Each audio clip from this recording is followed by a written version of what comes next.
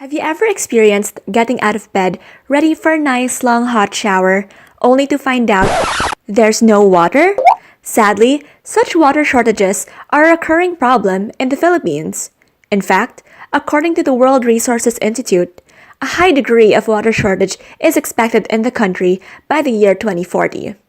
Thankfully, one young Filipino engineer in Australia may be able to solve all that. Welcome to Tea Minute Thesis. Hey there, I'm Cami, and today I'm here with Dr. Mateo, a Filipino postdoctoral researcher at CSIRO, Australia's National Science Agency. So, Cherry, thank you so much for being here. You're welcome. Where did you study, including bachelor's and master's? Alright, so I took my bachelor's at UP Diliman at the Institute of Civil Engineering.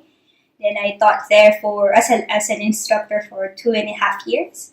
And then I went to the University of Tokyo to take my master's for 2 years, and then 3 years of PhD in the same laboratory and in the same university. So, how long have you been in Australia?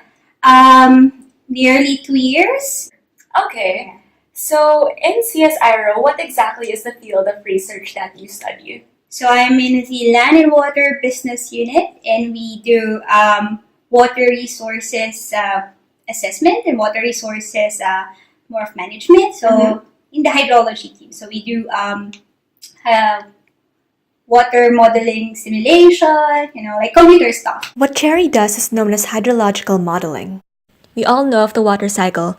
Water evaporates from the Earth's surface and into the atmosphere, where it cools and then condenses into rain or snow in clouds and falls back to the surface as precipitation that is absorbed by soil or flows as runoff over land into lakes, rivers, and ultimately into oceans. And so the entire cycle repeats. To manage our water resources, we need to know how much water is available at a certain place and at a certain time. Data about key water variables can be gathered using observation stations, but due to their expense, these stations are usually sparsely located in key areas. Together with her colleagues in Australia's National Science Agency, CSIRO, and the Bureau of Meteorology, Cherry uses other available information, such as climate, soils, vegetation, and topography, to build a model known as the Australian Water Resources Assessment, or AURA.